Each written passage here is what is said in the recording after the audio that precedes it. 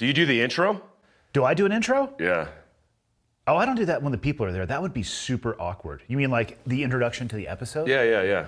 I don't have to introduce you. You're creeping up on like the second most recurring guest. Dudley still. Is Dudley still number one? Of course he is. I can't get him to answer my DMs. John. Really? Oh, I messaged him about getting tuned up with a bow because I shoot his bow. How about I just connect you guys on a text thread? That would be great. I know, but he's like everybody else in this space, man. It's like I can't imagine being the guys like Rogan, like even like you. I'm surprised we even have the ability to text back and forth because we're so fucking busy. But you are in my small circle. I am not very busy. I'm glad to, yeah, you're in my small circle too. Like there's on the phone settings, I mean, for those of you who are using iPhones, because it is 2022. Oh. For those of you who are not using antiquated 1970s Android technology, in the iPhone, you have the little select group that will blast through like your silence phone alerts and all that stuff. Yeah. I have like 5 people in there. You're in there. Really? You could do that? Yeah. That's a thing. It's a thing. You can put them in like, it's your favorites contacts and it'll blast through like silence notifications. Oh. Not on text messages, but if people call, it'll go straight through. Wait, so if I see something that says like, this person's on silent. That just means they have it turned off for the night. Got it, okay. Yeah, that means they don't want to get disturbed. I don't even know how to do that. I need to do that. Are you serious? I have 10,000 unanswered text messages. A lot of people who are offended because I just don't have time in a day to get to all the messages. Well, I'm glad you get back to me then. I do always. There's only a few people where I'm like, all right, if they're hitting me up, it's something that's significant. There's usually a time gap, but it's the same for me. Yeah, I'm not as busy as you might think. Like we were talking about last night at the event, I am an accidental entrepreneur. Dude, that is, we talked about this, and this is something I will keep pressing until I'm not writing we're elderly. It's about a book, right? No. Like, dude, you should, if you could find the philanthropic, donate all the proceeds to the Navy SEAL Foundation. You could do that. So that's the tail end of the rainbow. In between the beginning and that pot of gold that would go to somebody else would require me to write a book, and you're glossing over that. But you could talk. Like I'm not. Like let me not pretend like many people do that I'm writing a book. I'm not a Jack Carr. Yeah. He's He's literally a legitimate author. He is sitting there smashing keys. Oh my! He is. Like the fact that his words can, because I don't read his book, I listen to the audio version of it, but the fact that can translate into a great story, I could do that in small segments on an Instagram post, but I can't do it long form. I can't hold my thoughts and grasp together for an extended period of time. So when you talk, it's engaging. There's a right writer that could articulate that message, just like your leadership thing from yesterday. I get the best feedback from your leadership engagement that I haven't personally heard intentionally. Yeah, you never go through it, which is perfect. It's intentionally, because I like the snapshots of it. I don't want to be biased to even the way I communicate. I don't want to say something that you say, and then have the client or a customer say, oh wait, they're saying the same thing. The very first time we did this, what was it, last year, when you came out, and I figured that's what you were doing, because I watched as you teed me up to speak for, I think it was an hour and a half or 2 hours, and then you left. I figured that's what you were doing, and then when you came back in, the similarities and the overlap was 80th, 90th percentile. Yeah, without even, and again, it speaks to the fact that I think the special operations community is defined by its similarities, not its differences. Yeah. But on the accidental entrepreneur front, I have more time than you guys. Like, Jack is probably right now has an ivory handled pipe in his mouth and is just smashing keys, like writing book number 7 that you and I both discovered is going to benefit somebody else. That's mind-boggling. I didn't know that, but I also, the thing he kept saying over and over again, and not to get too much into his weeds, but when you come to the negotiating table and you don't have much, that's what's going to happen in that world, which makes sense to me. Yeah. But it sucks that that's your token to get to the table and to build upon, because fuck, he's good, man. So good. But he's got a team of people. Right? Yeah. You are running an actual business with a team of people and multiple courses. I hit record on a microphone and turn like video cameras on. Yeah. And chat back and forth and largely make fun of people and myself, and then sell a few products online around the podcast and do some speaking. and then spend the rest of my time doing jiu-jitsu. Are you happy? So it's like, Are you happy with that? am I happy with that? I mean, I am envious of that position, but I also understand how demanding that could be at scale to an extent. But you seem to strike a great balance in that, where you found like a good balance between life and work and the meshing of the two to financially be independent, not be beholden to anybody. And that seems like a very great position to be in. If it's where you want to be. So for me, what I do, like what you're doing right now, your business, you could, if you wanted to, scale it beyond you. And I suspect, having never talked with you about this, that at some point you may not be the face of FieldCraft Survival, because it'll be a company that can go beyond what you do. The things that I do, actually I can't do that, right? Like I'm not going to be able to turn a podcast that I have created and hosted for coming on 5 years now. Let's say I go 5 years into the future. Can you think of an example of a podcast that brought in a completely new person and it lived on as to what it was? No. Because I can't. So for scale, for me, the audience size could grow, which would probably translate into other like soft goods sales to come, like hats and t-shirts and stuff like that, which could become a scale problem, which is solvable by hiring part-time employees though. So for me, it's kind of, I'm limited in that aspect where I can't grow it to the size that you can. But I also don't know if I would want to. I have great flexibility in my schedule. I schedule podcasts on the days that I want to, and I do it like 30 minutes after I finish doing jiu-jitsu. So I walk down the alley after getting an awesome workout in, throw on my little podcaster hat, sit down and have a conversation. The only thing I don't do personally is actually edit it. And then the biggest step I think I'm making, probably to scale something beyond me, is the coffee shop in Kalispell. That'll be the first thing where I actually don't want to be the face of that at all. I just want to create an awesome environment and build that and provide opportunity for other people.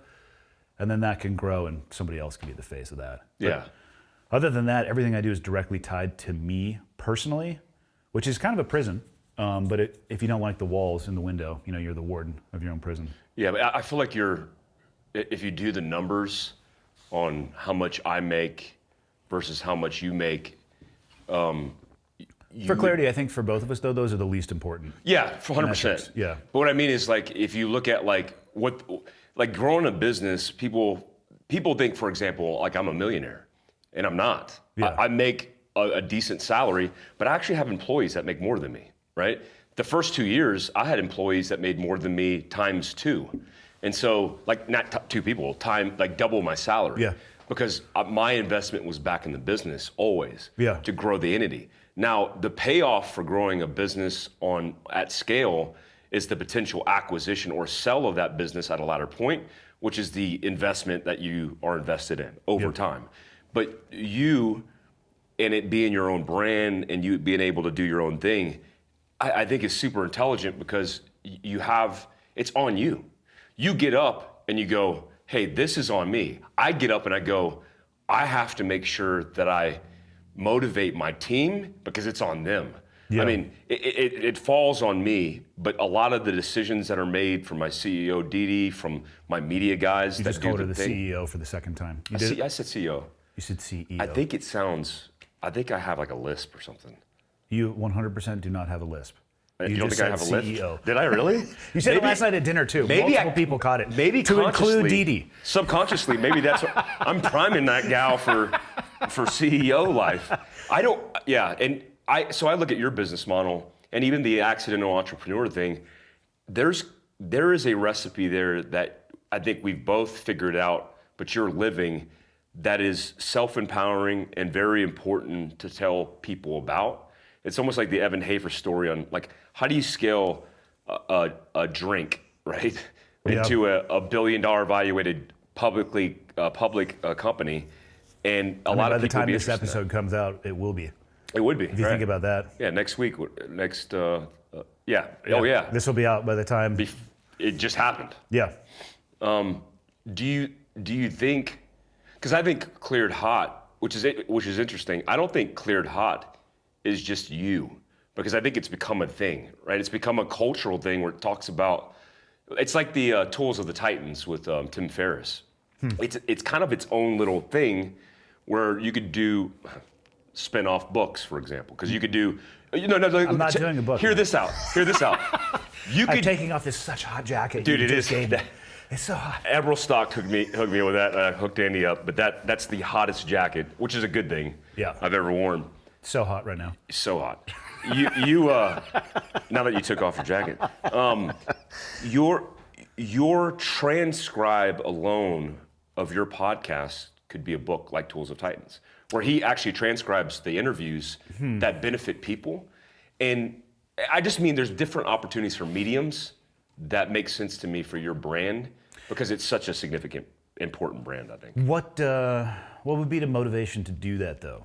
Because when I initially look at an idea like that, I think, okay, like we were talking about, somebody asked us a question at the Q&A at the end. What is your litmus test, or what's your driving principle or guiding principle when you make decisions? And for me, the money goes to the back end, and I have to think about things from, do I actually want to do this? And for clarity for people who are listening or watching, I have made some of the fucking dumbest decisions with money. I'm not going to sit here and say that money is not a motivating factor in my life. I'm just at an age and an experience level with money where I have stayed at jobs far too long because of what I was getting paid. And in that moment, I was like, oh God, this is the most money that a man could ever make. And now I look back, I'm like, oh my God, I had put golden handcuffs on myself, and that amount of money is like a shitty quarter. You know, it's like, it's all the context of where you are. So I've been there, I've made poor decisions in making money in jobs. I've made poor decisions on saving money and buying them on what could only be described as frivolous and exciting things in the moment. Yeah. Cool trucks, cool wingsuits. I've invested in cool trucks. I've been smart enough to get the brands to buy the wingsuits for me. I haven't purchased that many myself. However, I do have a closet full of wingsuits. Really? Oh yeah, I've got at least 15 of those things. Shut up. Oh yeah, well I was professionally jumping for almost 5 years. And the technology in the suits, it's like... How much does a wingsuit cost? Like a top tier wingsuit? $1,500. Oh. It's fabric. People look at them as if they're made out of unobtainium. It's nylon with some ram air inlets on the front and the back, some zippers. They're not crazy. Wait, they're not integrated into your canopy?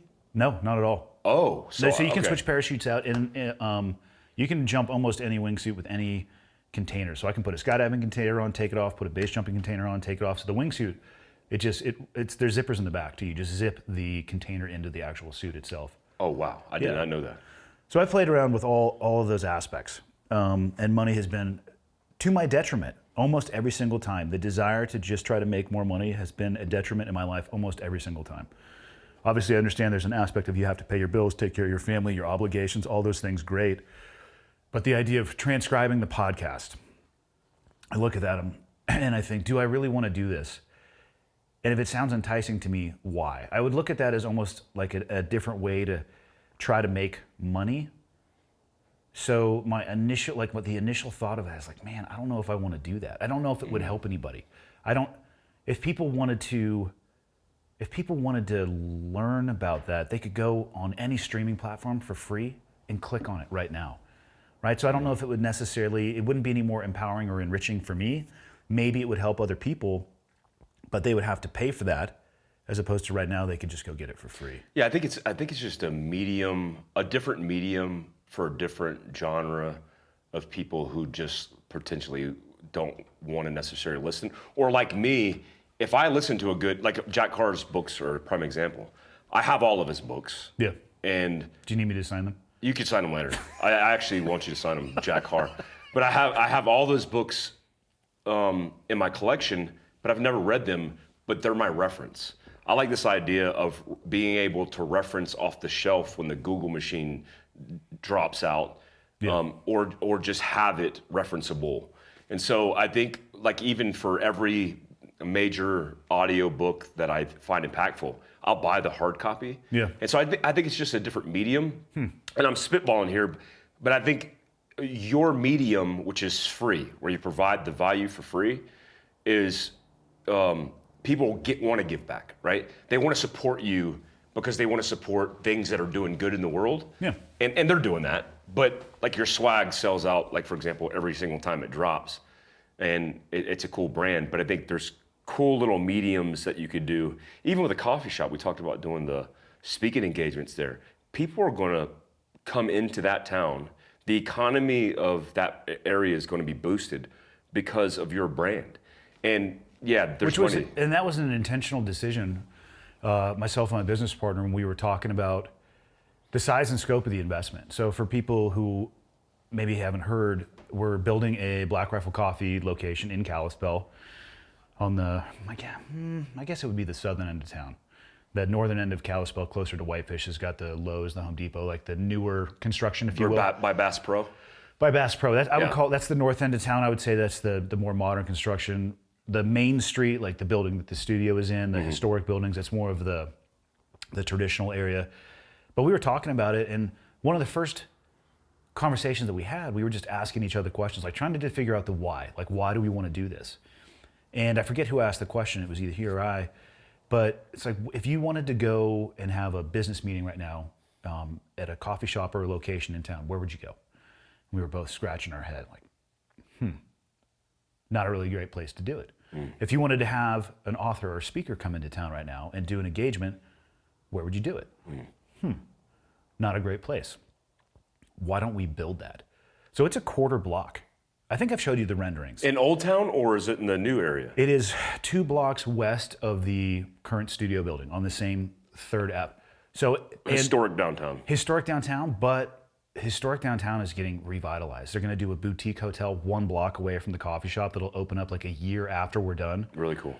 And I really, like you were alluding to, I think it will boost the area around it, and I think it will revitalize the area around it, because we're going to have seating for, I think, 80 plus inside and 120 plus outside. It's a quarter of a block with this huge outdoor area, fireplaces for the wintertime, a grass area, a stage outside. Everything from Dudley could do archery lessons outside, or at Jack's next book, he comes and packs the house inside, does book signings or FieldCraft survival events. Because you actually came to Kalispell one time.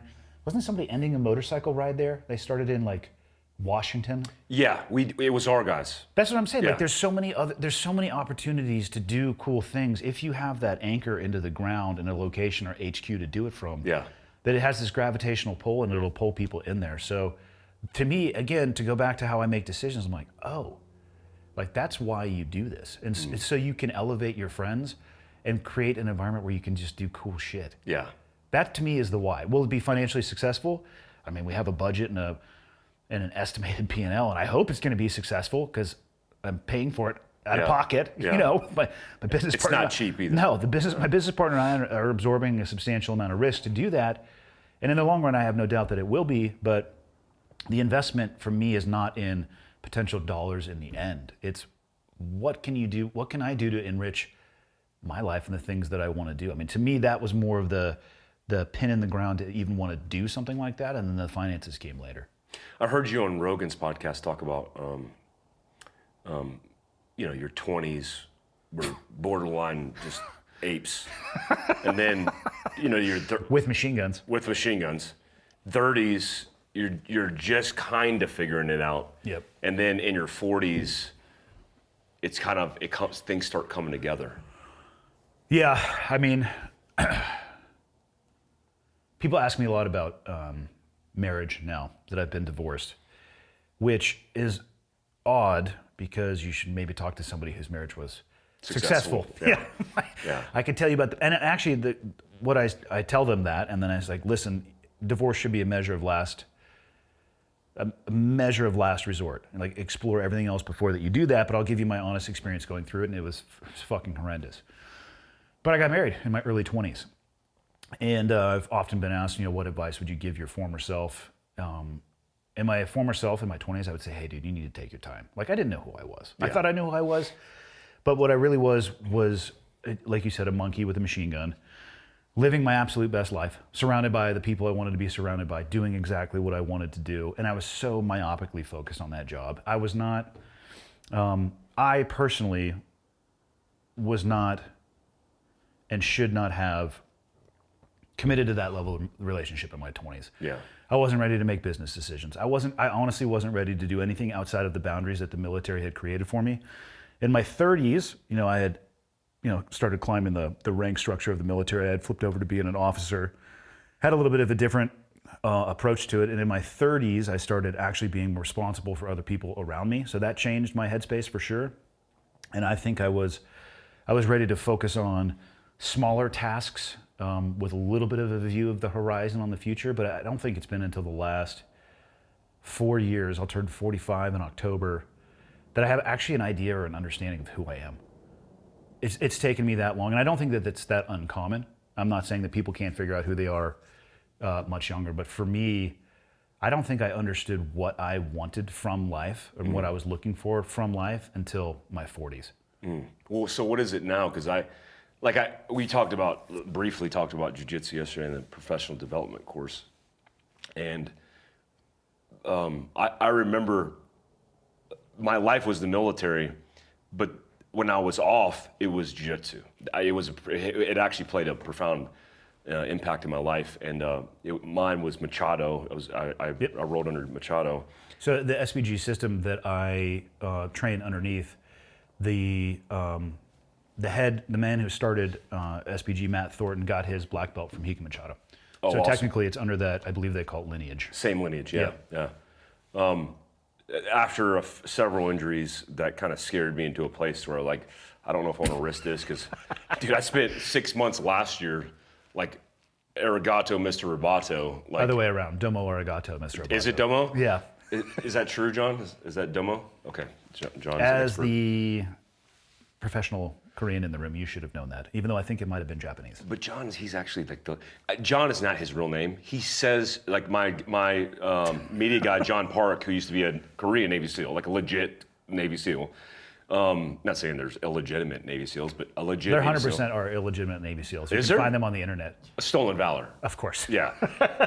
His first name is John, his last name's Park, and he ran Red Cell, and I'm like, John, suspect. Yeah. It's not John. It's like Sue. Oh, that's not a last name. What's a good first name? What's a good Korean first name? Minsu? Minsu. Minsu. Yeah. See, that's your real name. He just gave it away. Interrogated, man. He just gave it Minsu Park. Yeah. What were we talking about? Domo arigato, Mr. Roboto. Oh, my Jiu-Jitsu. Jiu-Jitsu. So when You're like a secret jiu-jitsu player, by the way. This is the I first am. time I've ever heard you talk about it. My most significant injury was as a team sergeant, I was training up the All Armies Combatives team for 10th Special Forces Group, and we were at the Air Force Academy, and we had all the fighters, and me and another guy had been designated because of our combatives and jiu-jitsu backgrounds. Because I have a Thai stand-up, good Thai stand-up game, a little bit of boxing at MBS at a gym in North Carolina, and then a good ground game. We were designated because we were waiting to take over these teams to go train the All-Army Combatives guys. So we had like D1 pro wrestlers, like great wrestlers. Yeah. And I was training with one of the guys and ripped my hamstring. Did you hear it go? Oh yeah. Pop, gone, and then it rolled up like a fruit roll-up in the back of my knee, and my entire leg from hip flexor to ankle was completely red. I had to get this ultrasound for blood clot. It was bad. Emergency surgery. Yeah. And so I have a scar this big from my ass to my knee, and then I'm missing about a fist size of my hamstring because of that injury. But that was one of the first injuries I had, and so I started kind of taking a step back, like, Yeah. hey, How hard were you guys going? freaking hard. In the paint? Oh, dude. Yeah. That's these the kids, thing, right? Yeah. I've only been at this for just over 3 years, and I have had minor injuries, and when I look back, 100% of them were my fault. Yeah. And I look at either the way that I was training or the headspace that I was in that day. One of the days, I got my arm kind of hyperextended, and it's because I actually wasn't even paying attention. I was kind of just fucking around, and It popped. well, people, just in general, people make a big deal about tapping, right? Like it's this, as if it's this metric where you're measuring yourself against somebody else. And my theory is, who gives a fuck? Yeah. So I was just kind of fucking off and letting somebody move. Yeah. And I should have tapped long before. It was a arm bar on my arm, and I just let it go. And in hindsight, I realized that I was rolling with somebody who, every time that we had rolled before, and they had far less experience than me, it hadn't gone their way. And I was legitimately just letting the guy work, and I realized afterwards, I'm like, oh, that's the first time he had ever gotten me into an armbar, so he snapped it on. Because in his mind, he was like, oh yeah, dude, today's the day. And in my head, I'm just sitting there like, I was fucking... You're flowing. It was completely my own fault. Yeah. So he snapped it on, I was like, and I was behind the power curve. My fault, because now, like, if people get me locked in an armbar, I'm starting to tap as my arms. It's like, I'm not gonna... Risk. Like, you got it. Like, let's start over, let's play something else. Yeah. And then other moments where I was either too stubborn and trying to gnaw my way through something, and then you like wake up the next morning, your neck doesn't work. You're like, the good move, asshole. Like what? And for what, right? Yeah. So I have changed the way that I will train, and I pay very close attention to the people that I train with. I'll either go incredibly defensively if they're technically, the technical term would be spazzing out. I'm protecting myself, or people that there's an immense level of trust because I've trained with them a bunch. We can go any pace from like warm up to world championships. Not that I've ever been in the world championships, but I've watched a lot of it on YouTube, and they're going like fucking crazy. Yeah. But with people that I trust and I've trained with, it's anything that in between. But it's I want to do it for the long term, so I'm doing everything I can to avoid injuries like that. Yeah. Because I don't want to take 6 months off the mat. I don't want an emergency hamstring surgery. That's not why I'm participating in that activity. I need to find the right group of guys. I mean, That's the thing. You gotta. or the right dojo or the right place. You could create it here though. You have I all want the to. mats. I have all the mats. Yeah, we got 100 square yards of mats. We should do a FieldCraft survival Jiu Jitsu camp. It'd be fun. I have touch points and at least the ability to communicate with, as I'm sure you do, some of the highest level Jiu Jitsu coaches on earth. You should have them come up here for a weekend and do a 2-day seminar. Man. It'd be fun. Yeah, and it'd get you back into it. And I don't know. I think to me it goes right into the, like when I was just on Joe's podcast and we were trying to talk about the difference between prepping and preparation. Preparation, I completely support. Prepping, feel free to do with whatever you want to in your life, but you don't need sandbagged positions, in my opinion. If you're bearing buses, you screwed up. Yeah, and but part of preparation to me is being able to manage your ranges. And you and I come from a world where at distance, no issue. You want to talk thousands of yards all the way up to contact shot with a pistol, that's great, but I mean, what are the odds of you and I ever actually clearing leather in a civilian world? I hope that there's Very zero. rare. I hope that it's zero, because I don't want to do that. I will if I have to, but dealing with a drunk idiot. Yeah. Dealing with a drunk family member at Thanksgiving. That's a fun one. Also, I've been that guy, so I can't judge it too harshly. Good night, Grandpa. But dealing with, God, I was watching this the other day at a basketball game for one of my kids. Parents screaming at their children being coached playing basketball, and other parents starting to get irritated, almost to the point where a confrontation is going to occur. And I don't want to involve myself in that. What the reality is I would rather rip those two people apart. But if you don't know what to do if your hands touch somebody, you're screwed. So it's a valuable portion of the preparation as well. I think it ties directly into what you have going on. It does. 100% it does. There's no doubt in my mind. Like it's weird because jiu-jitsu is a sensitive topic for me because of my love for it. And then I see your secret love for it, dude. I do. It's like I used to be I trained under Al Shabaro. He was actually in the Commanders and Extremist Force with me, and he's a Pan Am gold medalist. Like all these dudes that have impacted my life, and then I've always done that as the balance between work and life. Yeah. So like you said with the relationships, I shouldn't have been in a relationship because I didn't give any time and attention to my marriage that ended poorly. I was committed to going, hey, I'm going to shoot a USPSA match or do a combatives tournament or do jiu-jitsu on the weekend. And when I look at my balance now, especially when it comes to, I have a gym in my basement and I go down there every morning and I do things that I put on kit, for example, and I walk treadmill and incline because I want to get moving. But I do dearly miss jiu-jitsu. I'm afraid of the injury, but rolling with the right guys, I think I'd be back into it. I think match culture is important. I mean, we have people and I can only speak for the gym that I personally train at. I've done very little training at other gyms when I travel. There's a guy, Henry Akins, I'll train with him down in Las Vegas, but it's legitimately at his house, so super controlled environment. I've been to the Origin Immersion Camp with Pete Roberts and Jocko. I would say less of a controlled environment because there's hundreds of people there, But that's actually my only exposure outside of the gym that I train at. But the gym where I train, there's a foundations program, and then they call it the CAP program, and I hate to use the term advanced because I don't think, it's not like you're learning like secret techniques, but it's a higher intensity, and then there's an open mat where you can roll afterwards. And they want you to graduate from the foundations program.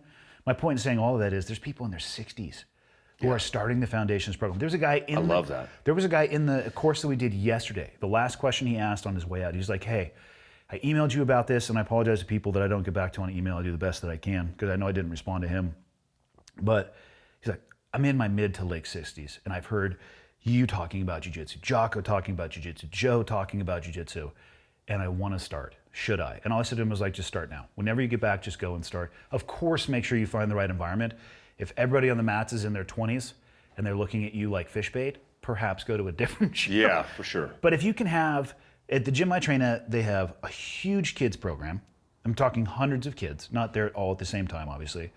They have a women's specific program that Leah runs, and she does women's self-defense programs. So she's like this anchor of development of a very strong women's culture at a gym, which I think is critical, especially if those women are in a relationship or married to some of the men that train there. It's another thing that they can bond over that, but they also have an environment where they feel comfortable training. Because I have to imagine for women getting into it, goddamn, and you know this from your first few years starting, like you're getting smashed. Yeah. And I don't know a lot of women who would voluntarily go into that environment with a guy that they may not know, who may have shitty intent, putting them into those compromising positions. So I think that the women program is awesome.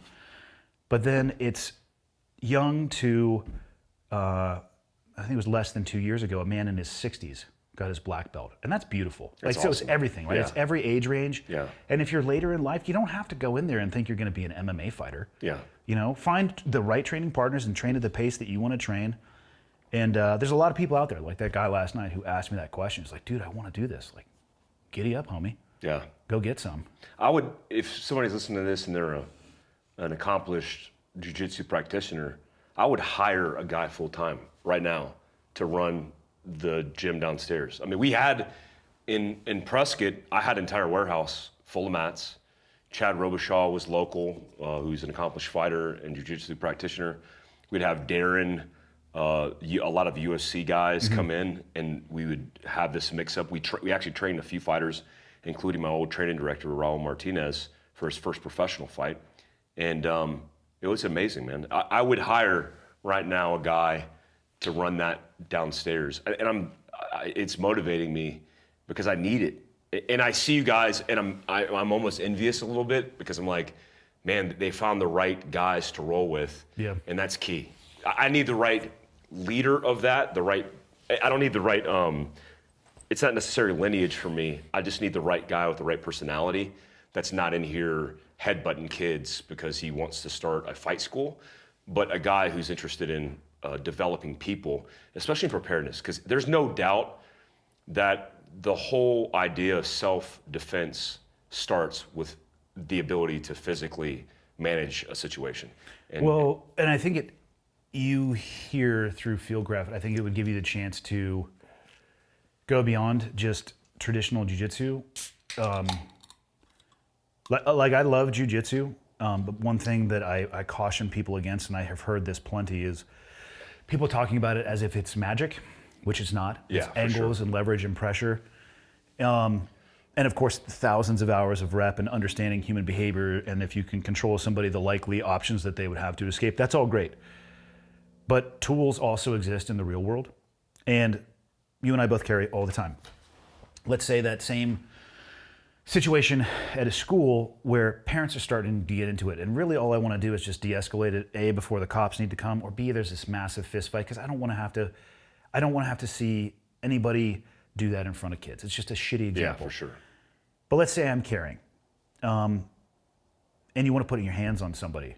You know, like it's not the proper time to draw down on somebody. So now I have a tool on me, but I'm also going to be putting my hands on somebody. And if people think that other people, once they realize that you have tools, are not going to try to get them, or you don't have to think about 100%. Retention of tools. Oof. So it would give you the chance to really combine that aspect of when, you have to put your hands on somebody, when you could create distance and access your tools, because people also, and I'm sure you know this, they think that carrying a gun is magic too. Oh, I have a gun, so I'm going to be good. Yeah. Dude, if it's you and me here, I can get all over the top of you before you could ever access your tool, right? So your go-to is your pistol. Yeah, and that's great until somebody's sprinting at you and you don't catch it until they're almost wrapping their arms around you in a bear hug.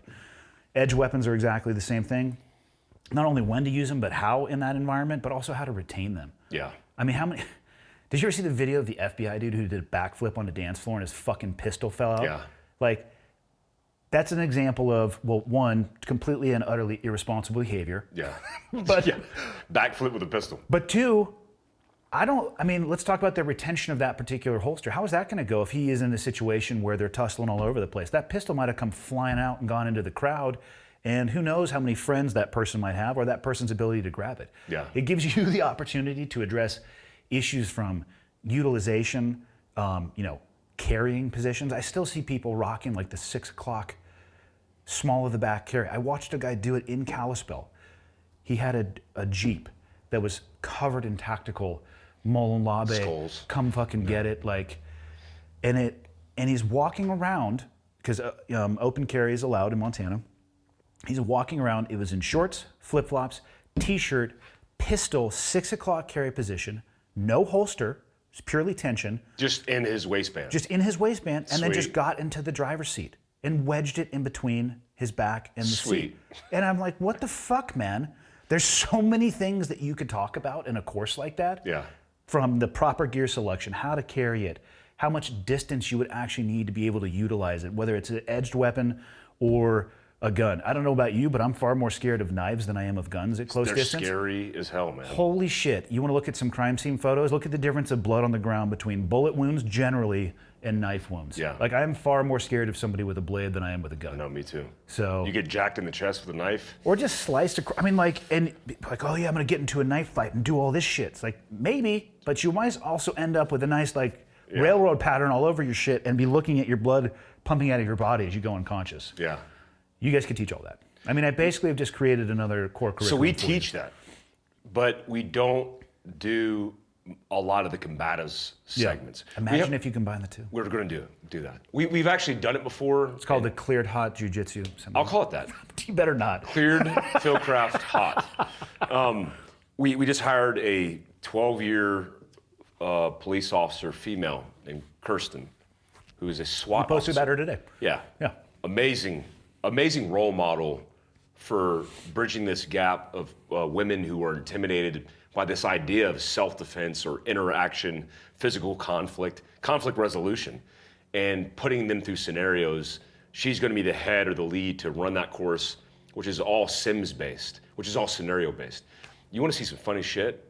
Put people through scenarios for the first time, and the amount of variables that people affect their behavior is through the freaking roof.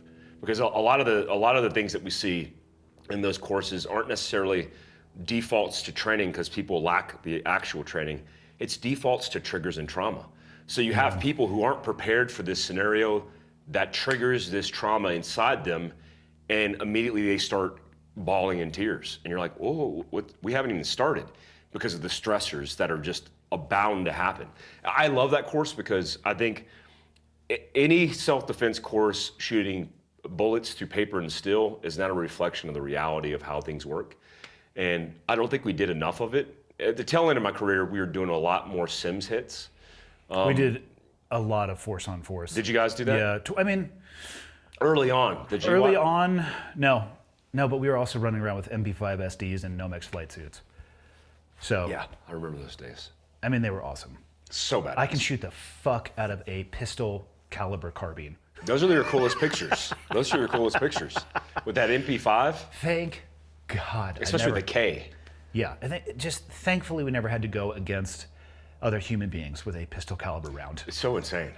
I actually Can saw. you imagine taking an MP5 to Afghanistan or Iraq? I saw that recently. A picture of an operator with a K. The Really?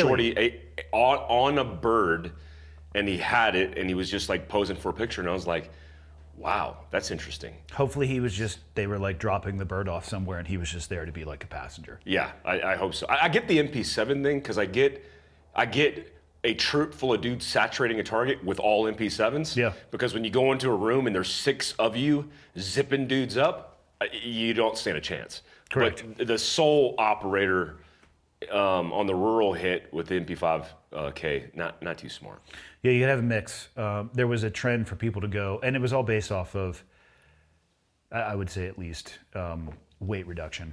Yeah. You know, because I mean, again, what does an MP7 magazine hold? Like at least probably 30. Yeah. And they're light, and it's a small round, and that's great. But 100 plus yards. Yeah. You know, you could like arc the rounds zipping into the target. Or you can watch people thinking they're getting stung like a bee. Yeah. And they're not necessarily going down. You got to shut down the computer, or they'll probably expire, but they're gonna run it off a little bit, which is problematic. I've had that problem with the green tip in close proximity. Really? Just zipping. I zipped the dude behind a door, hiding behind a door, and my barrel was touching his body. And here's what I tell people about, especially about the understanding of how people, your perception of the threat being ended. Yeah. Because people are like, my favorite scenario is I tell people a modified El Pres, let's take 3 targets side by side. You walk into your kid's bedroom and you have 3 equal threats. How do you address them? This is a very shitty situation. How did they get in there in the first place? I know. Like, when did they come in together? Like, They one climbed in the window window and they lined up exactly 1.5 yards apart. So I give them that, like, that's the best case scenario for the worst case. It's like they're equal distance apart. It's an easy recipe. And I always ask the question, how do you address each individual? And what you get often is the legal jargon, right? I identify the threat and I eliminate the threat and then move on. And I said, well, how do you perceive that threat? So how many rounds does that mean to you? And a guy will go, well, as many as it takes. Yeah, but how many do you have on you? Yeah. Well, and then I also say, like, if you take a guy and you have him stand up and he's standing tall, and you say, guy, on the command of fall, I want you just to fall and land on the ground. We've actually measured it's between 2 and 3 seconds. Yeah. So I could shoot you 15 times in the face in 2 to 3 seconds, like just based on my split time. So if you look at that, you go, if you waited to perceive when somebody was down because they're no longer a threat, that would be 2 to 3 seconds per person. You would be killed by an immediate threat because it's immediate. It's not imminent. It's a guy pointing a gun at you, and you don't have the time. So the idea of like shooting an El Pres, where a Grandmaster can shoot an El Pres in less than 4 seconds with 2, 2, and 2, a slide lock reload, and 2, 2, and 2. Which, by the way, is incredibly impressive to watch. I've seen it happen. Insane. But it doesn't necessarily mean that it replicates anything in the real world. 100%. Yeah. So I would say, like, when you have more than one threat and you're addressing them, you do want to work the problem set as fast as possible to change the psychology of the gunfight. Meaning, you might want to go 2, 2, 2, and then come back and then address the first guy who is still likely falling to the ground. Because that dude that I hit him 10 times with green tip, and we actually assessed an SSE, in sensitive site exploitation, what the rounds did. So we turned them over and we started. It was a contact shot? Contact, yeah, all contact. And half of my round, this is a weird year. I don't know if you ever did this, but we were stacking green tip with, at this time period, 75 grain Hornady. So we had one green tip, 62 grain. I never got creative with that shit. Yeah, we were getting creative because we had a couple vehicle interdictions where rounds weren't affecting the target as well. With the at the time it was 55 grain and then like whack rounds, like 55 grain ball, right? So we were like, oh, if we have one round that punches through, one round that's not doing as well, at least we have the double stack. So you could see where the green tip, where you could take a Coke straw, stick it through, because it's high velocity, not creating a lot of damage, versus the Hornady that was creating basically a cloud of dissipation of energy that was opening up his back with big holes. Even on a contact shot. Even on contact shot. Well, I mean, I say contact, but as we displaced, the first several shots were contact. Close enough, yeah. Because he was hiding behind a door. I pinned the door with my barrel and had a 10.5 inch barrel, and then pushed it, illuminated the space under nods, and it was like, oh shit, and then it was like click, boom, boom, boom, boom, boom, boom, boom, boom. And so it's not very good hide and seek by him. No, not at all. Have you ever hypothetically had this hide and seek situation where you go into a room and as you're clearing your required area, maybe there's curtains and you see feet sticking out underneath? I have. Dude, I had one instance in Afghanistan where we were clearing underneath the house in a structure and there was a brick wall. And in a port of the wall, it's where you clean the shitter. Yeah. So you stuck the shovel into the poop and looking down in there, there's a dude hiding and he's in the shit, literally. And you're just like, ooh, this is bad for you. I'm sorry. I'm sorry, this is the way you have to go. This is where it ends. But yeah, those are funny moments, man. Yeah, I never had that experience with green tip. I don't know if I ever contact shot anybody with it. I think it performs better at distance. Did you guys use green tip primarily? Yeah, for sure. At that time period, that's all we had. Yeah. Right? There wasn't a lot. I never got nerdy about, there are guys, well, maybe nerdy is not the right term. I never got passionate about ammo or particular weapon system. Yeah. I've never been that guy. People, well, what did you modify about your weapon when they issued it to you? I was like, maybe I spray painted it? Like maybe? Yeah. Or like scrape the rust off from the asshole that turned it in before it got issued to me on the previous deployment and made sure that it worked. But I just shot the ammo, where'd you get your ammo? I'm like the green canister, then it came in brown boxes. Yeah. I never went deep down the rabbit hole. I know that there were guys who, they're nerding out over like a 1-8 twist versus a 1-6 or a 1-7.5. To me, when it came to the weapons, if they went bang and the projectile had the desired impact, like it was good. Yeah, and we got what we got too. Yeah, and I think now, even at development group, there was a little bit of leeway. From my understanding, it's gotten better, and their procurement process is extremely robust. And truly part of the mission set there is to develop, so they're playing with a lot of stuff. I just never got into it. I would have maybe there was armorers there, and then they were great. Maybe shave off a little bit of the pressure on the trigger, where like, hey, can you move this piece over to here? Or, like, this is my breaching shotgun. Like, I need this thing as light as possible. Cut everything off, and I'm going to bungee it underneath my arm, and they would do that stuff for me. But yeah, I think green tip beyond 25 yards, the performance starts to improve as well. Yeah. But it's certainly coming out the backside for sure. Yeah. And I witnessed people get shot 5, 6, 7, 8 times in the chest and kind of walk it off. Yeah. They expired, but there was time in between that, and you'd find them a couple rooms deep. It's not optimal. Yeah. Especially if they're just looking for a button to push, Yeah, it's weird because I found that this idea that the switch gets flipped on people, it's very rare. I saw it in sniper operations. Yeah.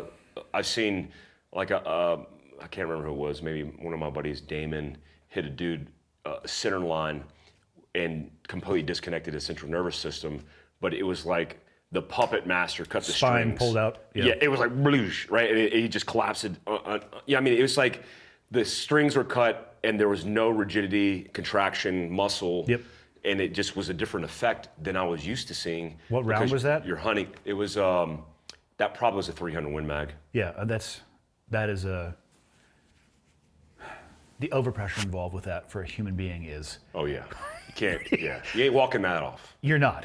So yeah, that doesn't surprise me that happened. Yeah, in my experience, it's the opposite of the movies. Unless you take what's on the inside of their head and put it on the outside of their head, it's not as instantaneous as people would think. You almost gotta find it. It's like shooting the star at the county fair. You're like hunting.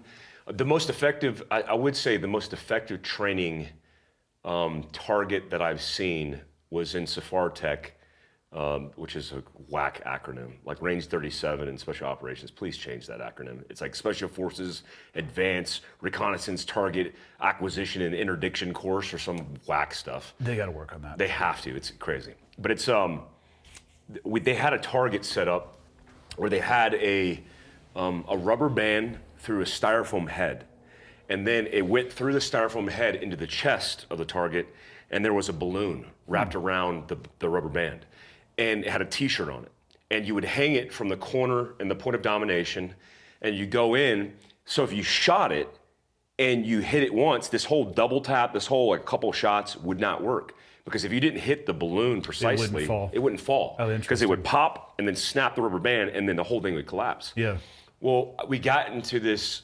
We got used to this idea of coming into rooms, points of domination, and instead of going boom, boom, boom, boom for every target, it was boom, boom, boom, boom, boom, boom, boom, boom. Drive it to the ground. And then you look for the reaction, and it drops out. I think I went to Sephardic in 05, and then you like from that trip, from that training scenario going into combat, I remember pack-manning targets, bad guys, and doing that, and looking for that desired effect, and then going, okay, he's gone, now we can move on. Yeah. Instead of just getting pop, and then moving on. Like this idea, like 2 rounds is gonna get her done, not happening in real life. It's a good academic principle. Yeah, it's good for, I think it's good for the, especially for the acquisition of finding a target, the shot process, and then the repetition on target. It's a good principle to build fundamentals. It's easy to grade too. It's easy Yeah. for a cadre to come down and either, 100%. hey, you did a good job, or, go grab the tire and do a lap with it. Yeah. But 100%. yeah, it's, if 2 gets it done, good for you. Yeah. I mean, Yeah. my personal theory is drive it to the ground. Yeah, mine is stitch it from sternum to head. Like I realized, work the problem set by stitching it, increasing the probability that you're putting the bad guy down. This is all hypothetical, of course, for people listening. Yeah, well, this is not real. We're not talking about. It's like look at these 3 serial killers. I just realized we may have probably lost the vast majority of the audience. Oh, this is recorded? Yeah. Oh, my Yeah. bad. Let's divert to something because I on the way in here in Heber City, there's a beautiful airport across the road, and I was thinking about this because we had talked about it yesterday. Aviation? Aviation. I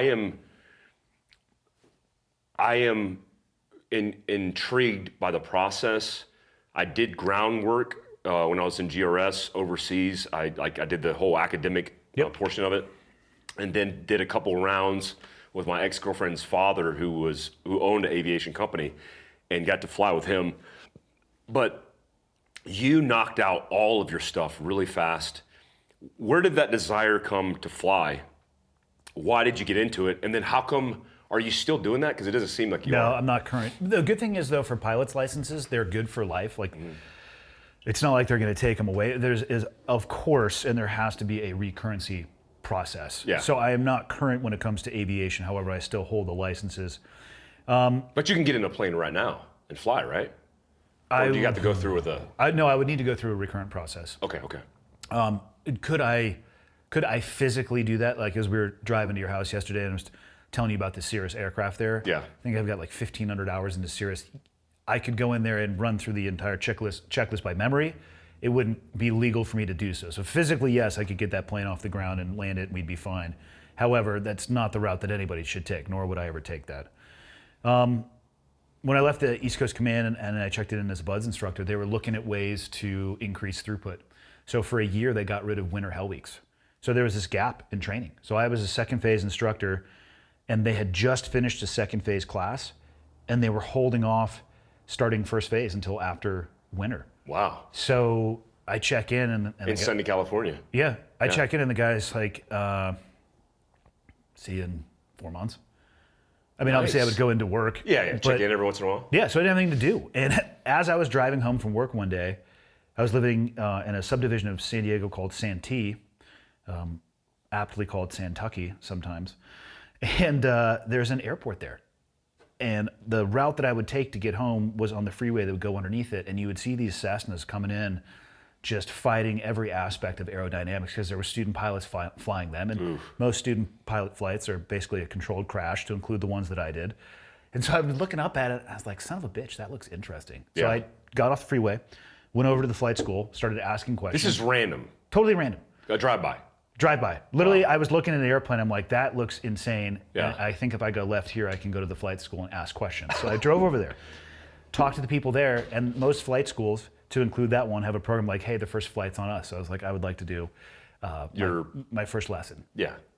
So I get into the plane, and it's like, the first time you fly an airplane, you need to use air quotes for that, because what you'll notice is the instructor has their hands all over everything as well. There's Yeah. 2 seats up front. They don't want you to die.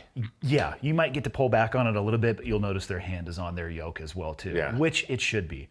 And you do some traffic pattern work, and you land, and it's like, hey, what do you want to do? And I'm like, I would like to become a private pilot. So I got like 40 hours got my private pilot's license, and just kind of shelved it. That's all it takes is 40 hours? I think you can get it in less than that. You can probably get it in like the 30s or the 40s. There is a knowledge aspect, so you have to take a ground test, and then you take the practical test as well too. Both are equally difficult, actually. There's a large knowledge base involved, airspace, weather, and everything in between. And then the practical aspect, I mean, you do stall recoveries, you'll do limited visibility, they'll do an exercise, where you essentially they figure out ways to, kind of get you lost, and you have to identify where you are just off of radio beacons and things like that. You learn how to do all of that stuff. Yeah. It's a good test, and you take off and landings and all that stuff, aborted takeoffs, aborted landings, making sure that once they sign off for you to bless you to go fly by yourself, you're not going to kill anybody or yourself. And after that, I kind of shelved it and just started being a second phase BUDS instructor. This is pre-becoming an officer. Mm-hmm. Oh, so this is early on. Yeah, this is in like 06. Oh, wow. Yeah, I got commissioned in October 1st of 08. So this is like 06. And I had already, shortly after getting to BUDS, I started working for CrossFit on the weekends. First just attending seminars, and then working on the military seminar side of the house, specifically and almost exclusively up in Canada, and not very frequently at all. And then that job kind of built over time. I was working on the weekends, nearly every weekend, just teaching the philosophy of CrossFit, the normal level 1, traveling around the world. And at the time, the founder had a house in Santa Cruz, Prescott, and San Diego. Yeah. And he was like on this death spiral of like driving back and forth. There's this death triangle of about 8 to 10 hours from location to location. And he called me one day. He's like, "Hey, you have your private pilot license, right?" I said, "Yeah." I said, "I'm not current though." And he goes, "Okay, we're buying an airplane. I'm tired of doing this drive. So start." What? Yeah, he said, so start doing your flight training again. Have you ever told this story? Because this is like crazy. Yeah, it's not that crazy. It's insane. I wasn't flying unicorns around or anything. Yeah. Or smuggling. Because I forgot about you were really involved in CrossFit. Mm-hmm. For a short period of time, yeah. So the next day, and so when I had learned to fly, as most people do, it was like Cessnas, 152s, 172s, 182s. People call them steam gauges, just the analog gauges versus a glass cockpit. Both work really well. Like a Cirrus. Correct. And so when I had learned, all of my training was specifically on analog gauges, and when it comes to taking flight lessons, there is a cost associated with technology. Like if you want to take lessons in an airplane that has a full glass cockpit, you could probably expect to pay a lot more per hour. And they didn't even have them at the school that I got my license in, so it was all on analog. And it had been probably 2 or 3 years since I had got my license. So I did a little bit of research first, like in San Diego, where's a good flight school to go to? And I found a place that was a Cirrus training center. So that's when I first got my exposure. And so when I started retraining, everything from then on was completely on glass, which it's a different skill set for sure. It actually can overload you with a lot of information because you can just present so much more, and it's much more visual and graphic in nature. So at first the Cirrus is. The Cirrus is. It's like flying an iPad. It's like all... Flying a couple iPads. Yeah. And now they have like, it's all touch screen instead of analog buttons, and Bluetooth, and you can get like flight logs and all sorts of stuff. You can all do it digitally. So it's definitely gone that direction. So I started, I had to get recurrent. And I did that in a Cirrus. And then I started tackling my instrument rating. And for people, and when you get to this point, my advice to you is, once you start, don't stop until it's done. Because the instrument rating test is, again, on the ground. You do a test on a computer, then a oral test with a FAA examiner, and then a flight test. I would say the flight test is the easiest part of it. There is a huge knowledge base when it comes to instrument or IFR stuff. So made it through that. And I don't remember what I got next first. It was either my multi-engine or my commercial, but I ended up getting both. And around that time, I got introduced to a guy who worked for the FAA named Scott, who ended up becoming friends, and he really shepherded me through my aviation journey.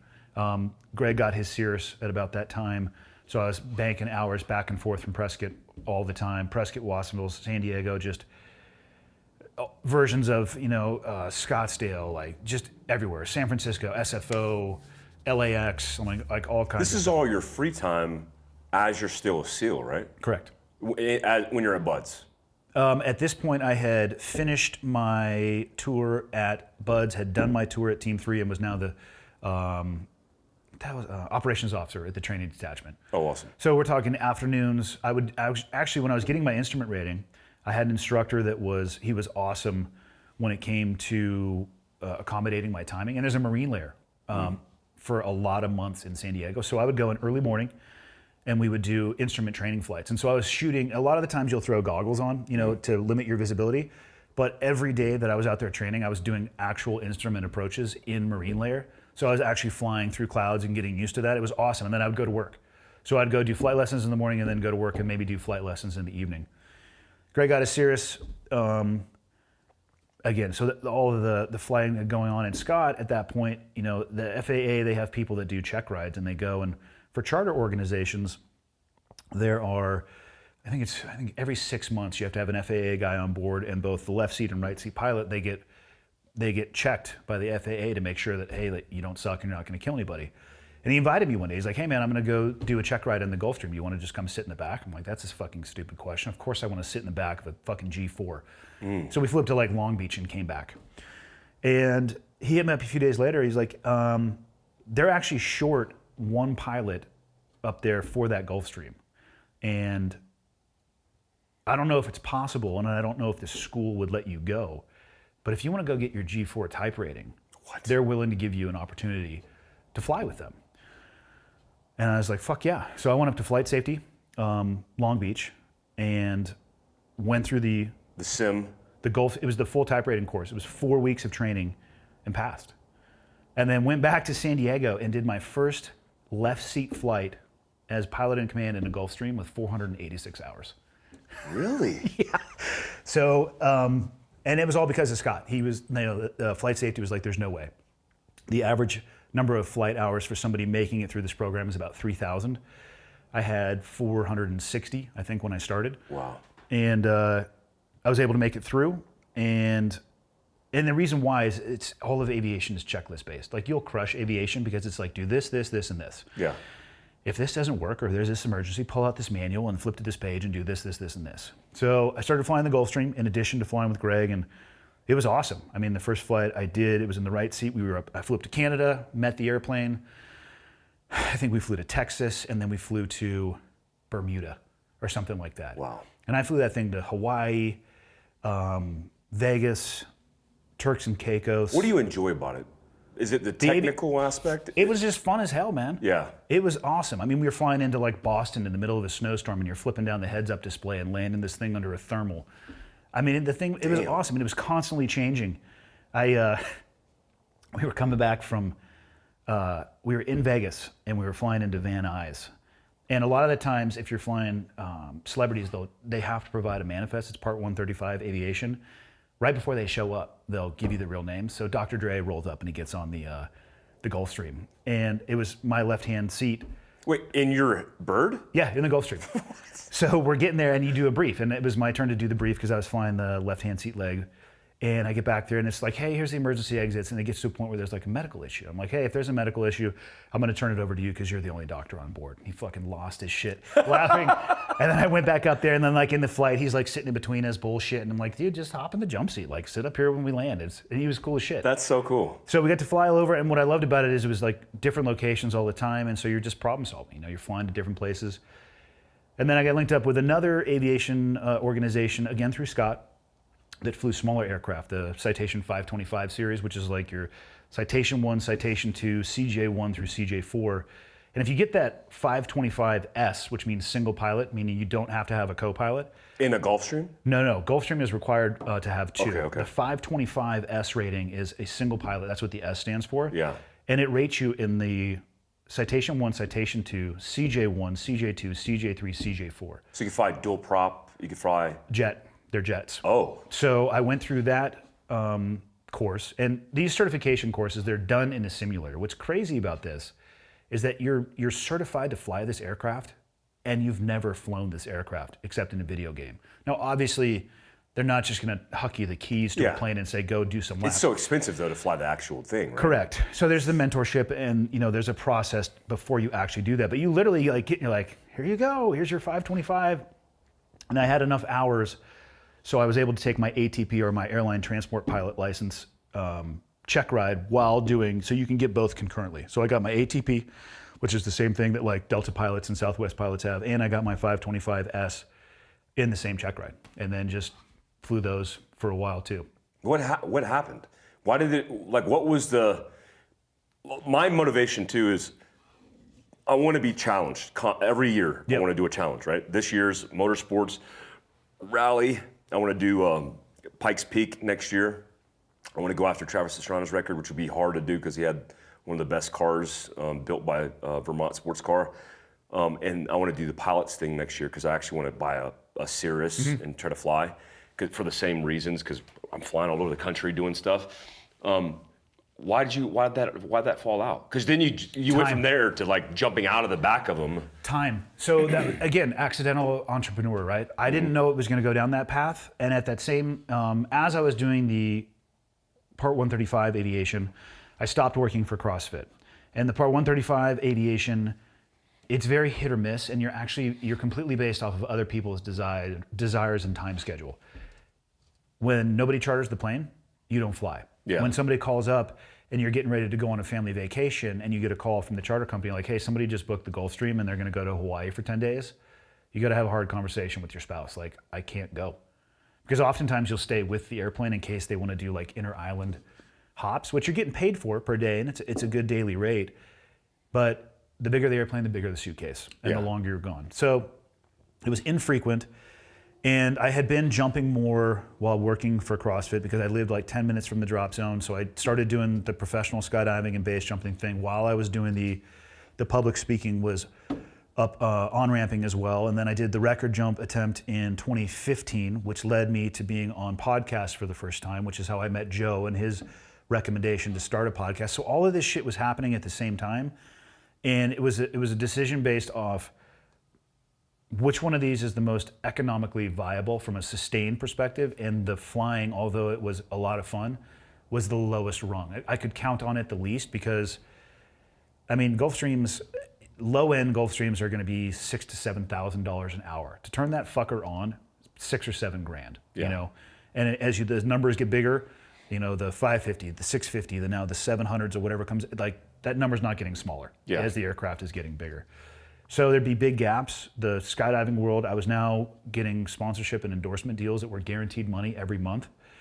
So I didn't need to worry about that, and I cut free the one thing that was the least consistent. So it was a decision purely based off of that, with the knowledge that the licenses will be good and I can go back through recurrency programs, and it's not like I'm gonna lose the ability to fly. Yeah. So it was cool to do in that time period. It was very challenging. I loved it. I would say I was okay at it. But I had to take other opportunities as they presented themselves. Like, you should write the book Accidental Entrepreneur. Like, I have no ownership over that. You have to. But that's I literally... wrote it down. We trademarked it, so people can't use it. We just reserved it for you. I took opportunities as they presented themselves. Aviation was one thing. What's the record you hold? It's longest distance over... The record I held, it has since been broke. By the Army, right? The Army, or that Golden Knight. It was a Marine Corps aviation. It was a Marine Corps helicopter pilot. I apologize to him. I can't remember his name off the top of my head. But there was two records. It was the absolute distance flown, which means you add the canopy travel to the wingsuit travel, and then the distance just flown under a wingsuit as well. He beat it by a quarter of a mile, I think, something like that. Did he beat it because he had more elevation and height? Probably just better at flying. Or just tracked. It could have been all of those things, but Yeah. the reality is probably just better at me than a wingsuit. Yeah. Yeah. Trevor Thompson was tracking you on that one, right? Was he your camera guy on that? There was no camera guy. Any footage from that comes from a GoPro that was facing in the rear, because you had to strip all the people out of the airplane to achieve the altitude that we did. What'd you jump at? What was the 36.5. No O2 or O2, obviously. For sure. Full 1 hour pre-breathe on the ground before starting the engines. Slow flight to altitude, and we were in a highly, highly modified Cessna Caravan. Yeah. That was like completely firewalled and barely maintaining altitude. Oof. Yeah. That's insane. What's it like to jump from that height? It's cold. Balls cold. It's got to be. It's cold. I was wearing shorts and a t-shirt underneath. I didn't really plan that one well. Oof.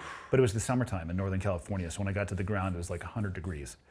Wow. So, I just saw that Travis Pastrana got injured on a base jump, and he's our age, close to it. He's a little younger than us, but I think he goes hard in the paint, man. I think somebody told me that jump was just like a random act of like, here's an opportunity, Did it happen recently? It happened like almost 2 weeks ago.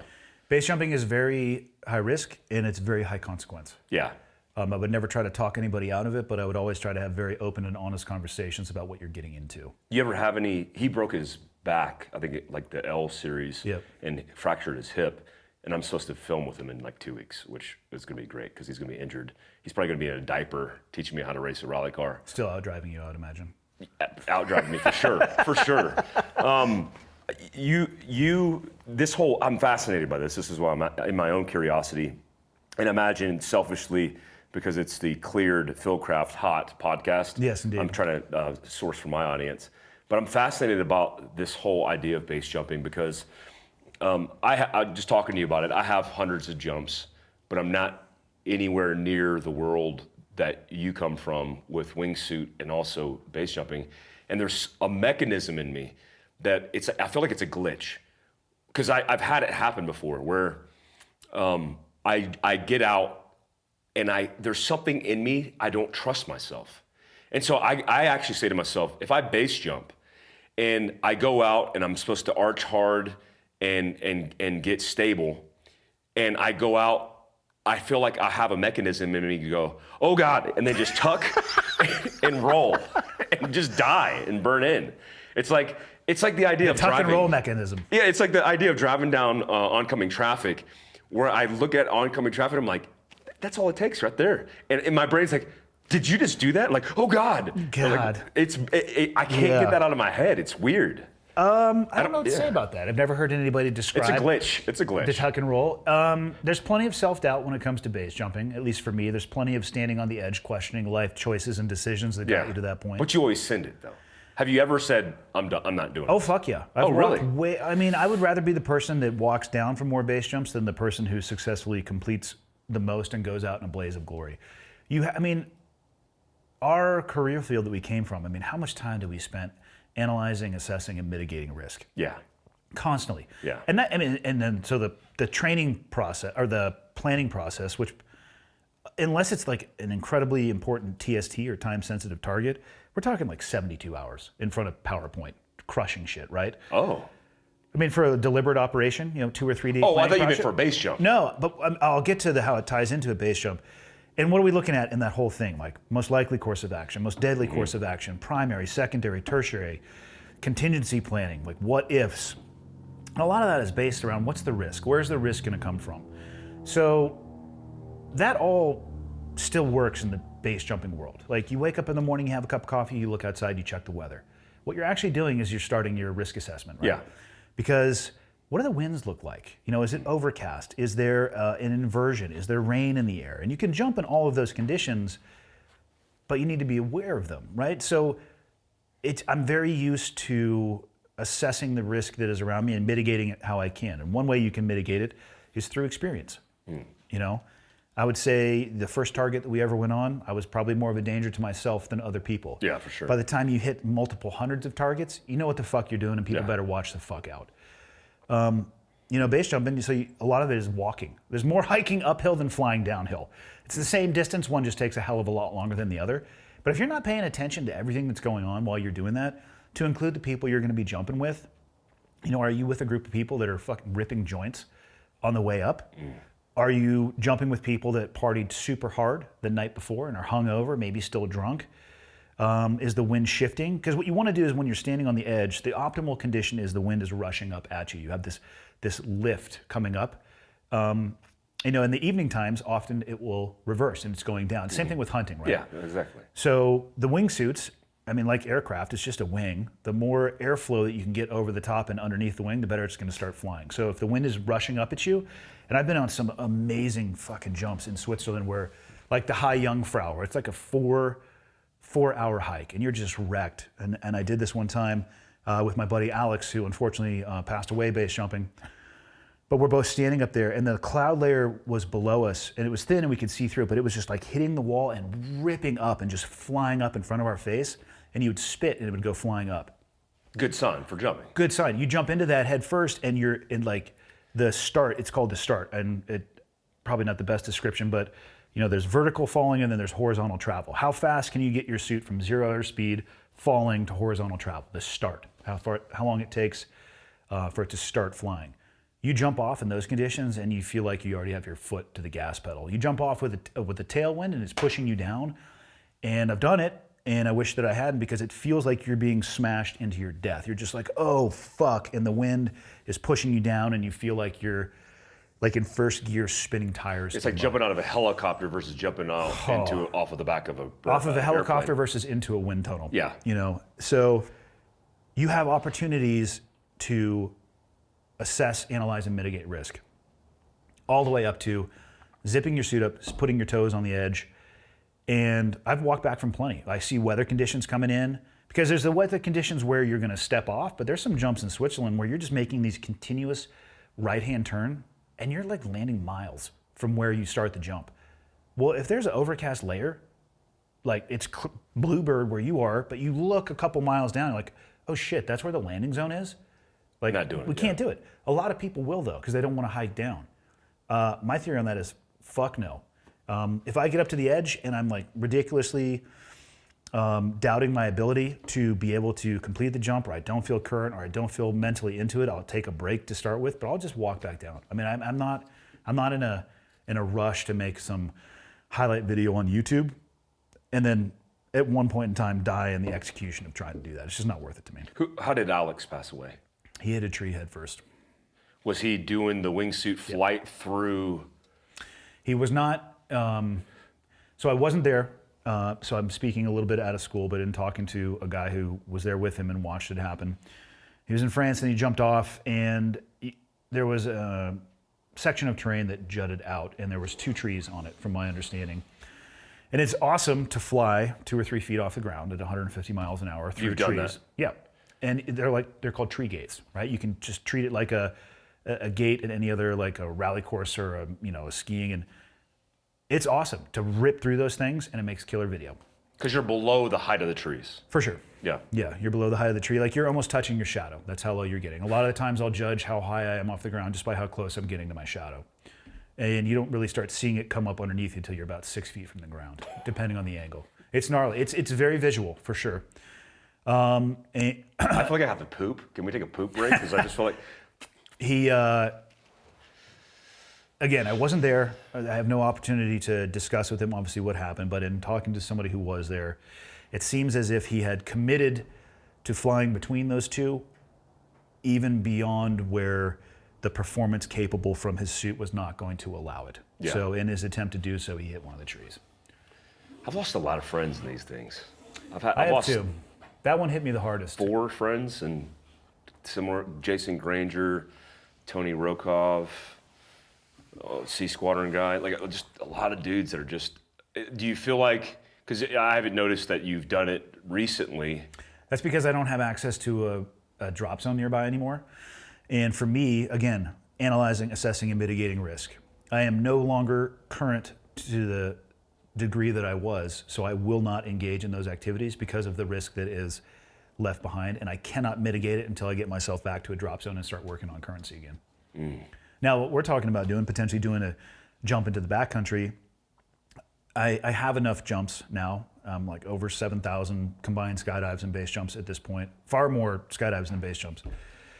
Like landing on terrain that is flat, like that's easy. You know what I mean? You get an experience level. Of course, though, I would go and, I mean, we should probably do some jumps out in Tooele, some tunnel time in Ogden or wherever we may be, but it, like that type of stuff, it'll come back in seconds. I want to, so that if you guys are listening to this, one of the plans that we have is, one, we've been talking about this for a while. I've talked with Black Rifle Coffee about it, Trevor and all the guys that are really experienced jumpers, and then we talked about it.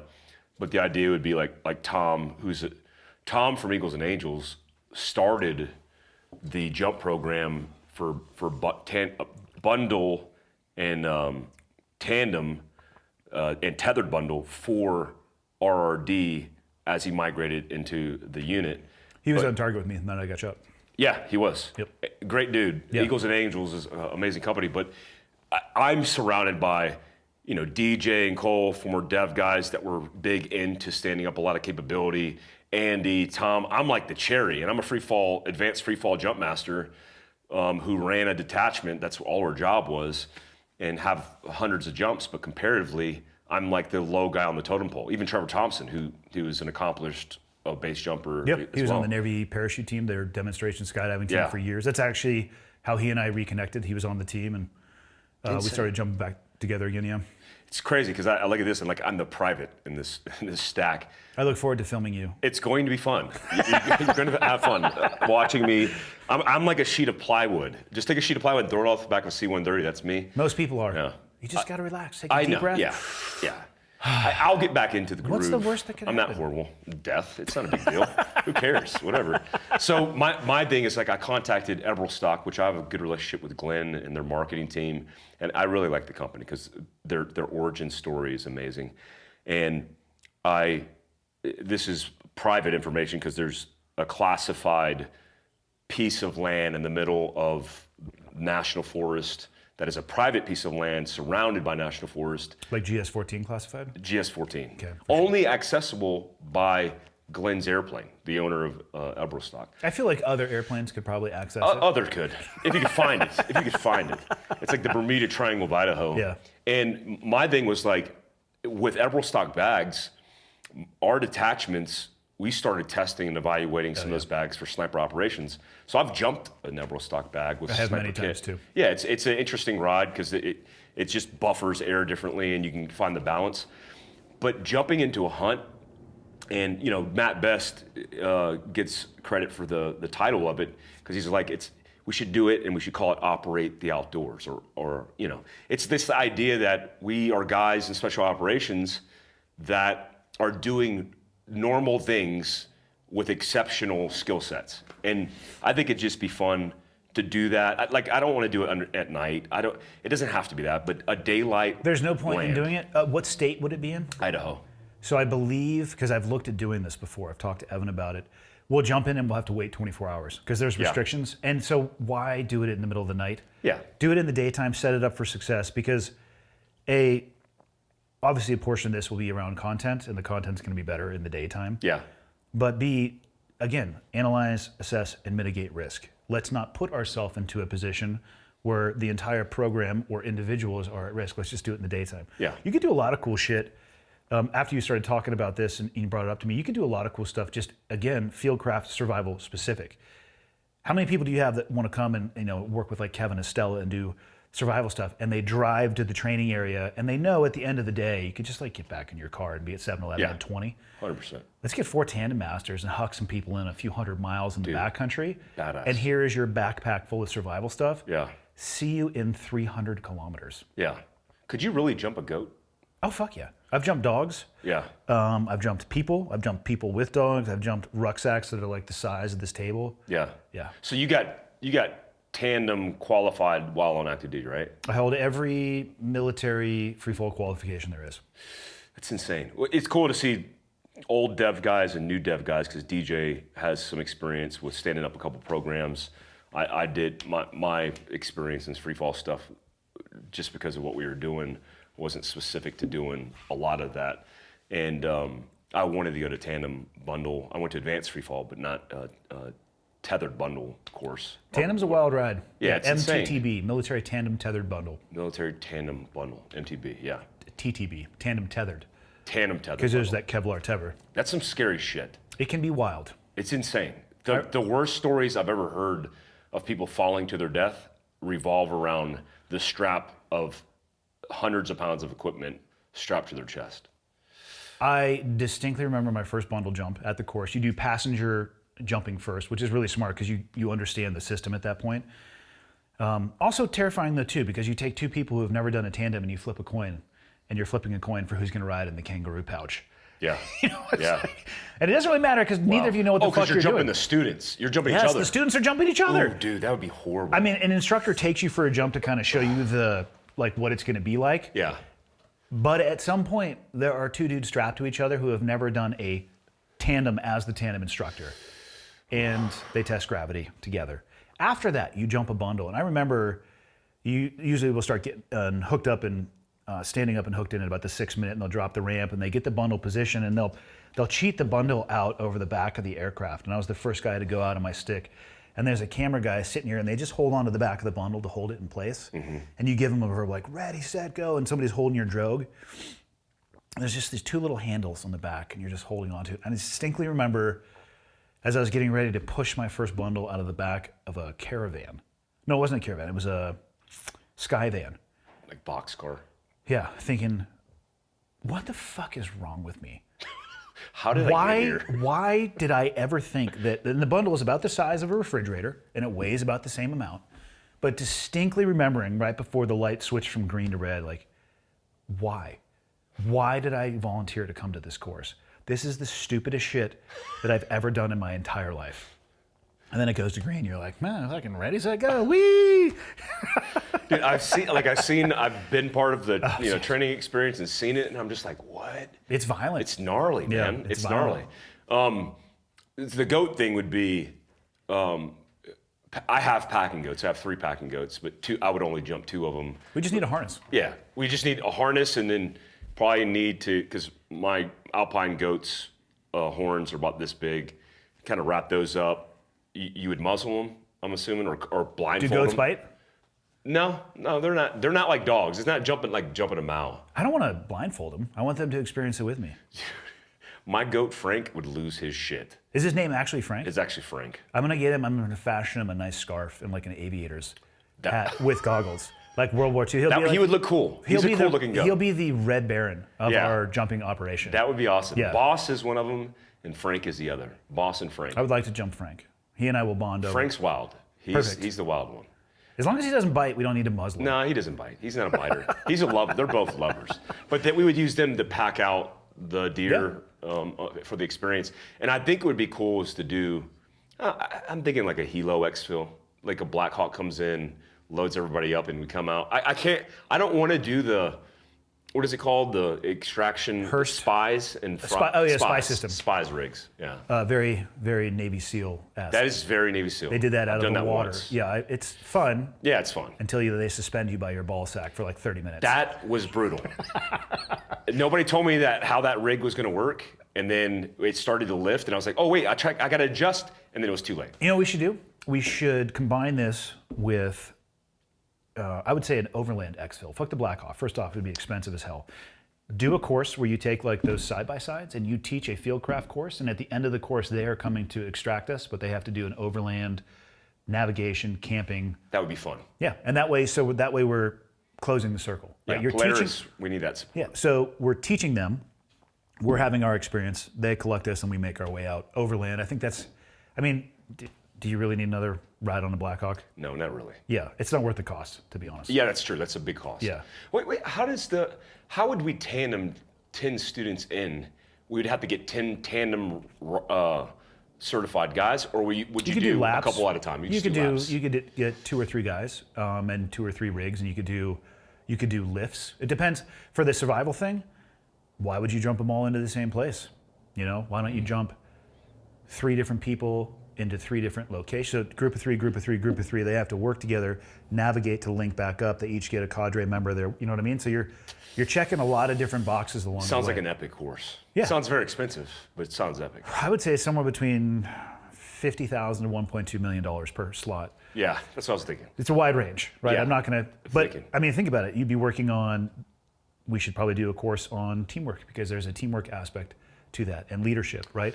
Yeah. There's the navigation, there's the survival, especially as the groups get bigger. You could easily, obviously I haven't been through the Q course or the FS selection course, but from what I've seen of it, there's a lot of problem solving and stuff. You could set those things up throughout. So there's so many lessons that you could tie. And that's, to me, the beauty of physical activity. Mm-hmm. The lessons that you can learn that will last you for the rest of your life through shared suffering and that type of experience. It's the best. It's the best. Yeah. It's better than any PowerPoint you're ever going to sit through. Not that the lesson can't be learned, but it will be solidified so much better. That's why I don't like doing, I mean, I thought about, like, when we did professional development, like, hey, let's do like a academic block, but it becomes such a parameter wrapped around a routine of like, here's the bullet points. I don't like that, because like even when we did it yesterday with Jack, it was super organic. And the questions we got, which I think were the most impactful way of how this content is adaptable and organic, is the question range was so different than the last time we did it. Yeah. And we had more time with them. And we had more time. Like I almost felt like a lot of time. I was like, damn, okay, we're spending a lot of time, but we could have done so 6 more it. hours. Yeah, easily. FieldCraft has done this course called Resilience. It was $13,500 a slot. We sorted out like in a couple weeks. And it was a 5-day experience doing all these type of things with exposure in mind, like exposing people to new things. But I want to do that course that you're talking about. It sounds amazing. Yeah, I mean, it would be logistically intensive. On the back end, it would be instructor heavy. But if you were to pitch to me, like, hey, design a course that you would want to pay money to go through, that would be the course. Yeah, for sure. You know? People have been asking about the soft experience course, something that makes them, they pay a lot of money, but they have this overall experience where they learn all these segments of the things that we've done, and it would be badass. It'd be fun.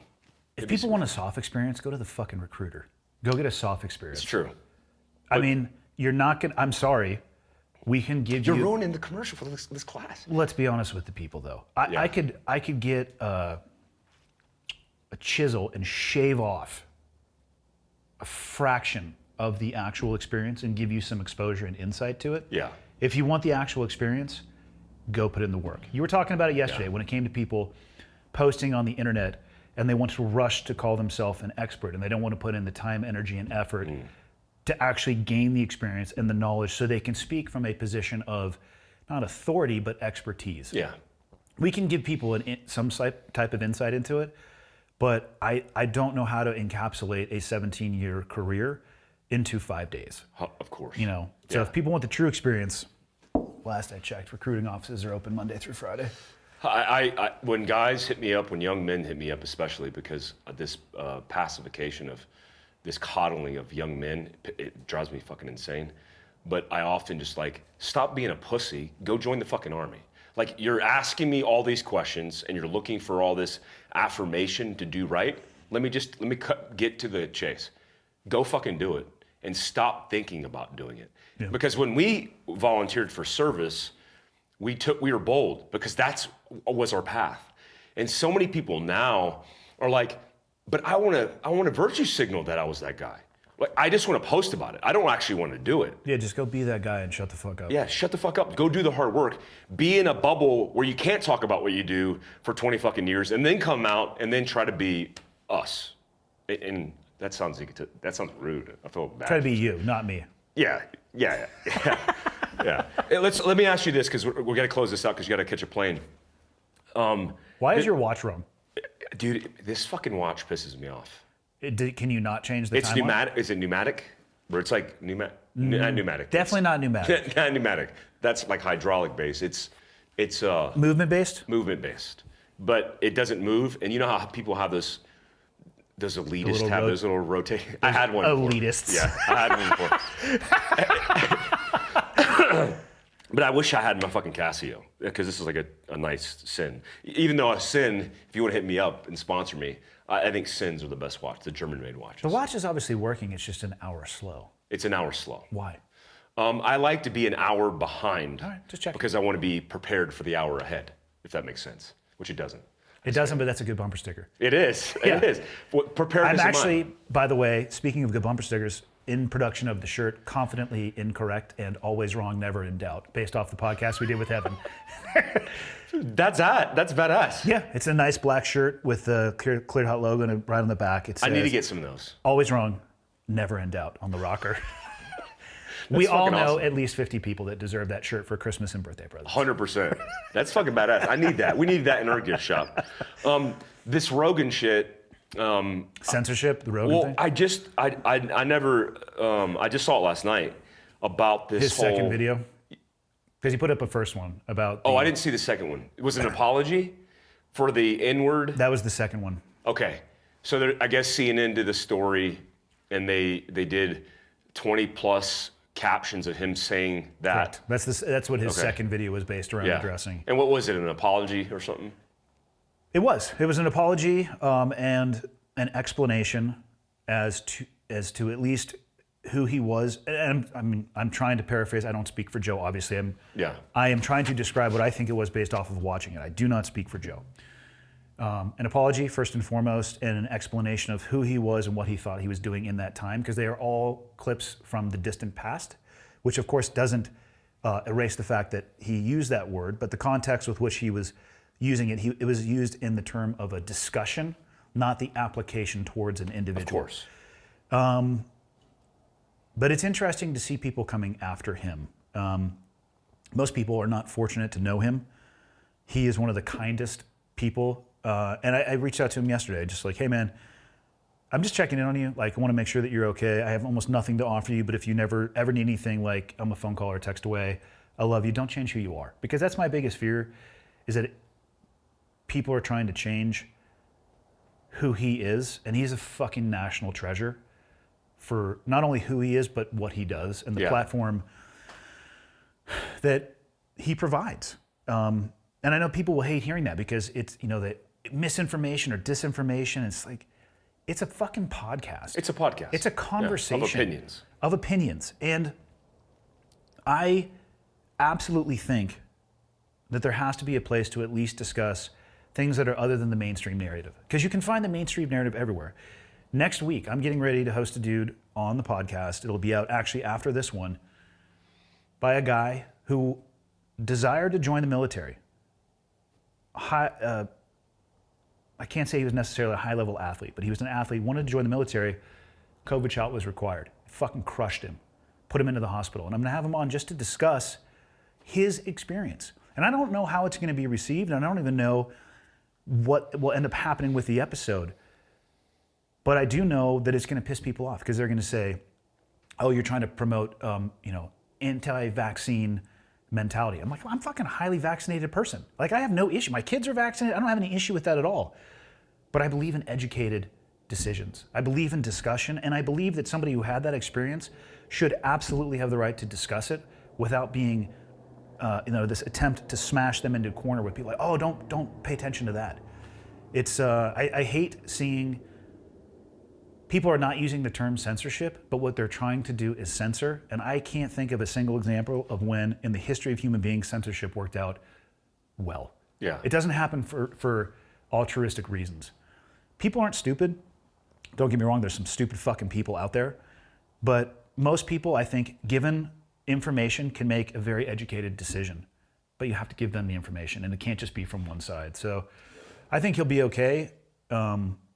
I think if Spotify booted him wherever he lands, guess what? He still has the most popular podcast on the face of the planet. 100%. But this call for censorship is, it's not the way to go. And it's a recipe for disaster, if you ask me. Because eventually the people who are calling for censorship, somebody's going to come for you too. Yeah. You better stand the fuck by. When I hear the word used loosely around this is mis or this is disinformation, that's interesting because that's a new thing now. Because the media could do whatever it wanted to because it was seen as that was always right information. It was fact. It was at least opinion that was curated and somehow regulated.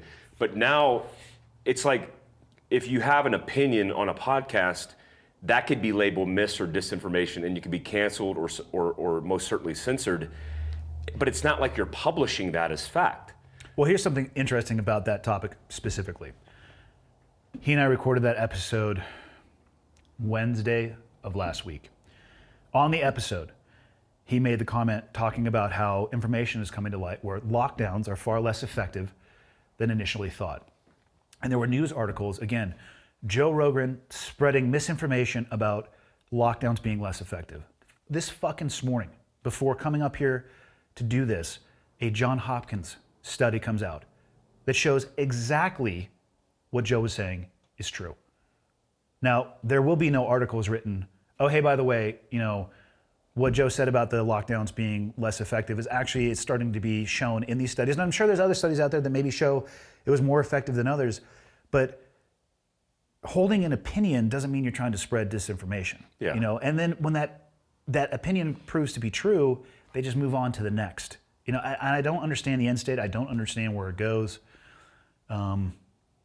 But I think censorship is exactly the opposite of what anybody should be shooting for. Like banning books, like people, in my mind at least, when people say, hey, this book should not be read, it should be banned, what I want to do is go read it and figure out why people say that.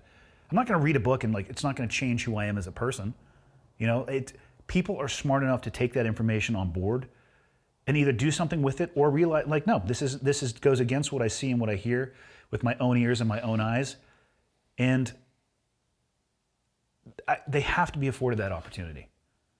And I see the desire for some people to strip that. And I think it's just all based in fear. Like, oh my God, if you read this, you may not believe what I believe, so we have to ban it from you. Yeah. Fuck right off. When I hear the administration putting that out, especially talking about a private company censoring a private citizen, that really concerns me. It scares the shit out of me.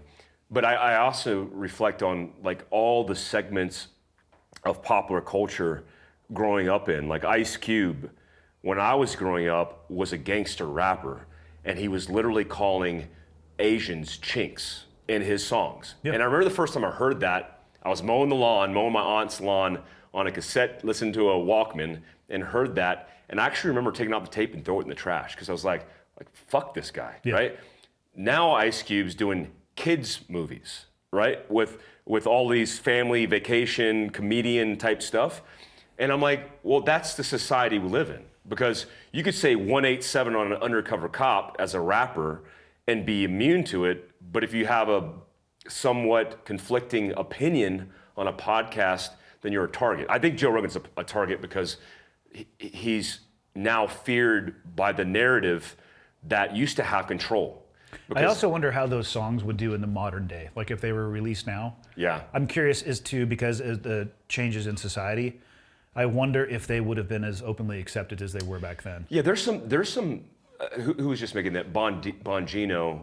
I often listen to his podcast because I like the guy because he doesn't give a shit and he just says what he thinks. But he was talking about some current hip hop that obviously talks about women in disrespectful ways, uses the N-word repeatedly. And not that that's justification for anybody else to use it, but it's all about context. So in the context, why is mainstream media going after Joe Rogan? Well, they're scared because now they're losing control. Because now you think mainstream media, I don't think journalism, I think of entertainment. These guys are a corporate entity that are looking to make money, and whatever they do, they will violate every ethic or principle in order to get better ratings, and it's not working. Their business model is upside down. And what I like about Joe's organic approach to just having a conversation is he grew that following from 0 to millions of people and did nothing but be honest.